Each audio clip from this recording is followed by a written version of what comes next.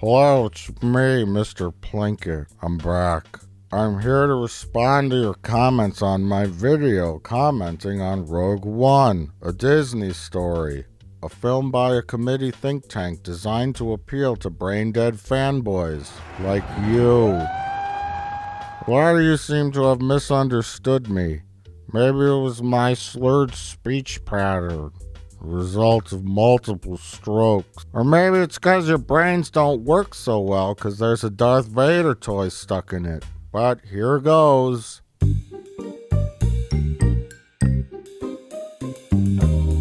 Let's talk about one of the more commented on subjects in my video, context. Here's what some of you said. This is just flawed thinking. 1. You really went into the movie hoping it would re-explain the Force and Darth Vader? Now to clarify, I didn't necessarily want them to explain to me what the Force was or who Darth Vader was, although that would have been nice because sometimes I forget things. The point was that without the context of the Star Wars universe, the movie would not have made it on its own merits. It's a terribly boring story about a group of people who are miserable and joyless, trying to do a thing to get a thing because a group of people have a thing. Again, if it were a movie on its own without sequels or prequels or a pre-established universe, it'd be the worst and most boringest movie ever. Sure, it'd have some great effects and some cool action scenes, but what doesn't these days? Oh yeah, and that context point is wonderful, Plinkett, because I'm sure Empire would have been just as good without the other two movies in the original trilogy. That was my best attempt at sarcasm. A secondary point that people are making is that yes, The Empire Strikes Back did not re-explain everything that was explained in A New Hope, but it did recap some stuff. Its energy surrounds us and binds us. Luminous beings are we, not this crude matter. Well, there's a price on my head. If I don't pay off Jabba the Hutt, I'm a dead man. Most sequels do throw in a line or two that recap the previous film. Fred Krueger, he's a town legend. He was a child killer freed on a technicality. Even though you can assume that most of your audience probably saw the previous film or films, although some may have not. There are many examples of this. We sat down there on company orders to get this thing, which destroyed my crew. Creatures. Yes, well, at least they start out as these small furry animals, and then what happens is they eat after midnight. They metamorphose, and they form these cocoons. Peltzer, you're having a psychotic episode. After all we did for this city? Yeah. We conjured up a 100-foot marshmallow man, threw the top 3 floors off an uptown high-rise, ended up getting sued by every state, county, and city agency in New York.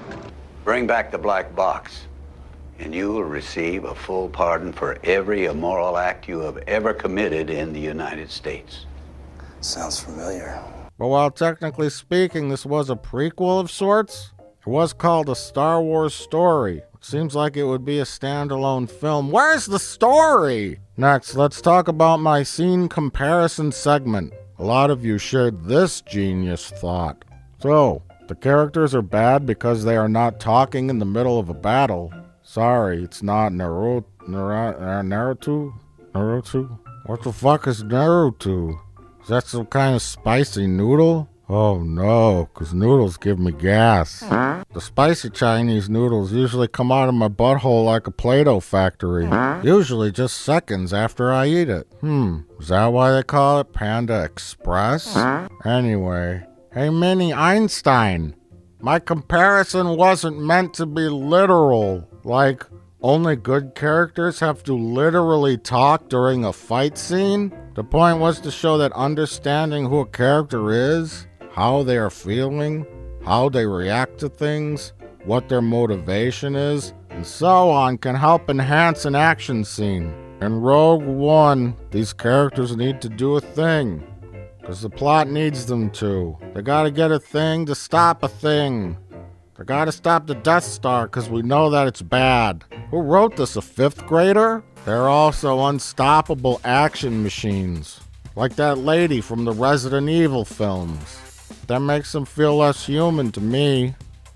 Why do the stormtroopers even wear armor if a blunt object will kill them? But what great action, oh my god. So to clarify, characters don't literally need to talk during an action scene to make it good. I could probably list 20 different ways that could have made this a fun action scene. And finally, point 3. The Force Awakens had good characters. Now that is funny. I don't think Rogue One was amazing, but the ending space battle made up for the rest of it. Oh my god, I love space battles with X-Wings! Fuck me. IMO. Rogue One ticks all 3 boxes. I cared about the characters, I was invested in the story, and it had a lot of emotion at the end. I made a point to mention that The Force Awakens got a check mark for characters. That's not to say that they are great characters, or that they could even pass my character test. But I, at the very least, understood them in the film's story from an emotional perspective. Rey longed for her family to return and got caught up in this adventure.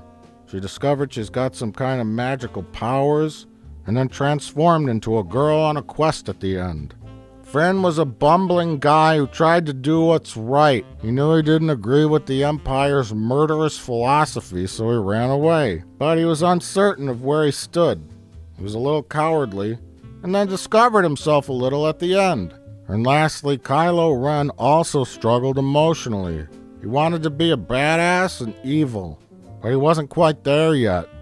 He was an amateur. Great stuff? No. Worked for the movie? Yeah. And I don't consider this guy a main character because he sucked. Characters in Rogue One needed to get a thing to stop a thing. I actually found a character like Galen Erso to have the most potential. A man who has a talent which is exploited by the Empire. Was he torn making the super weapon? Did he do it because they were going to kill his family if he didn't? Did he discover he kind of liked being evil? You know, like Walter White? I am the one who knocks. Instead, we had to follow around his much less interesting daughter, who seemed to have no motivation, but then had some because the movie needed her to. My point is, the original Star Wars trilogy worked on the concepts of adventure, emotion, and likable characters. Chewbacca. The world is coming undone. C-3PO and R2-D2.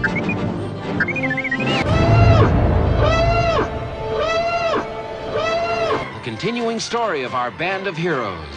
Luke Skywalker, Princess Leia, Han Solo, C-3PO, R2-D2, and Chewbacca. What will you do when they catch you? And one last question for you. Feel free to comment below. In The Empire Strikes Back, AT-ATs were used in the Hoth battle. Basically, vehicles needed for a full frontal assault. They needed to destroy the rebels' shield generator on the ground so that they could start landing troops. The field is strong enough to deflect any bombardment. It also served as a visual to remind us that even though the Death Star was gone, the Empire was still imposing and powerful. So it made sense on a story level. The shield will be down in moments. You may start your landing. And visually. Kinda like this guy said in some other obscure video. And the AT-ATs weren't in Empire because that's a badass concept. They were in there because, well, we need a thing in the snow that's a threat. That's a threat. Right. In Rogue One, the use of AT-ATs was purely fan service. Because when your own base has been infiltrated by rebels, you don't use a scorched earth, non-precision attack vehicle to attack them. Jesus Christ, you're gonna blow up your own shit. Who's their military tactician? Ray Charles? Lastly, some final thoughts. You missed the point that the movie was made as a part of a story, rather than a whole.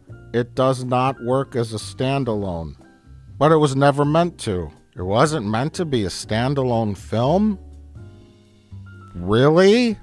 I consider this movie to be more of a documentary about how the Alliance stole the plans. It doesn't need to explore the characters, just document how the heist happened. Wow, how exciting! Unlikable characters, no story? Rogue One didn't allow me to get invested in the characters the way The Force Awakens did, except Chirrut and the droid, quite frankly. But I didn't dislike the rest of them. They just didn't spend enough time developing the connection. I still connected with the hero's plight. Just wasn't the greatest character development ever. What? Contradict yourself much? Plinkett, I'm beginning to think you are not a Star Wars fan, 'cause clearly you nothing about the saga. If you're a fan, you will love them all. You're not a fan. And you're not gonna graduate high school. I was gonna cry more seeing any of the characters die in Rogue One. Then when Han Solo dies, I kinda laughed and didn't even shed any emotions. Guess if you shed an emotion, then you're not really having one. I think you're completely wrong. IDK, brah. I can't believe he felt there were good parts to TFA. It was all awful. I'm glad that you finally realized that no one wants to watch an hour-long video of a guy sitting around complaining about a movie he doesn't like. Motherfuckers talk as much shit about the characters, but G crazy over Boba Fett, when he was hardly in the OG trilogy and had like 4 lines. Oh, did I ever go crazy over Boba Fett? I don't think I did. I hope they make more Rogue One video. I just did. That's all for now. Feel free to comment below. Plinkett out. R.I.P. Carrie Fisher.